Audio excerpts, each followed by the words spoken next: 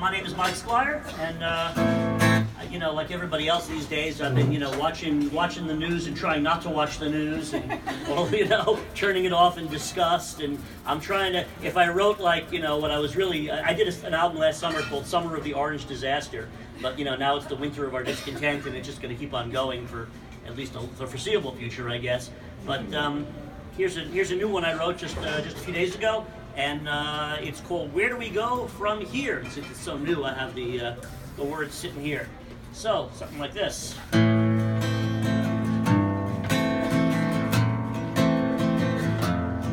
It's more surreal by the hour. Where do we go from here? Progress seems out of our power as we're filled with more and more fear. It's like the whole country needs a shower from the horror of this last year. It's more surreal by the hour.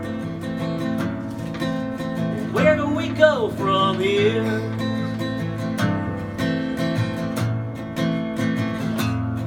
Do we accept the things that we cannot change, or change the things we can't accept? Can reality be so rearranged by leaders who are inept? And will it all go up in flames if too many of us have slept? Do we accept the things that we cannot change, or change the things we can't accept? History is looking at us.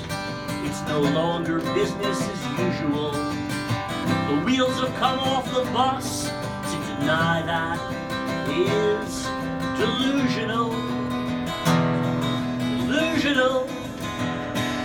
It's so easy to get cynical and give up on this fight, and not to get rabbinical, but we're all our own points of light.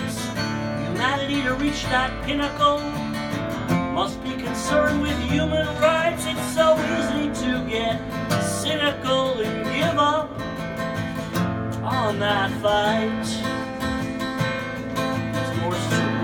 By the hour, where do we go from here? Thank you. One more really quick one, or we set? Yeah? All right. This is a funny one. So I do this little thing called February Album Writing Month. It's a whole thing where songwriters all try to write 14 songs in 28 days, and this is another one of them.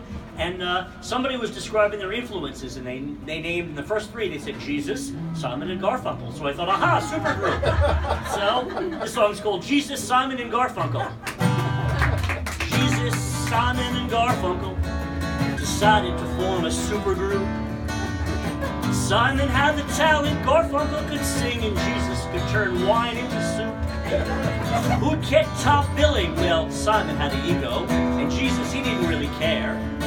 Simon asked Jesus for a miracle. He said, could you give me back my hair?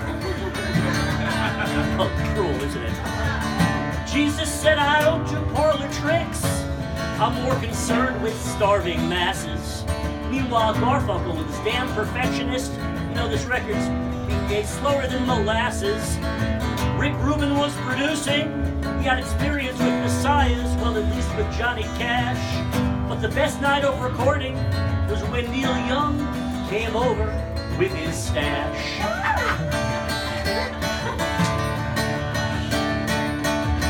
Neil brought Willie, Willie brought Dylan, and Dylan brought a 2-foot fountain pen. Dylan and Jesus said, you know, we know each other from that record Snow Train, way back when. Willie had that guitar with the extra hole in the top. You know, Paul Simon tried to figure out what it all meant, and Jesus left early. It was in his contract, you know, some clause about being heaven sent. Sing it with me now. Jesus, Simon, and Garfunkel. Jesus, Simon, and Garfunkel. Jesus, Simon, and Garfunkel. Jesus, Simon, and Garfunkel joined a supergroup.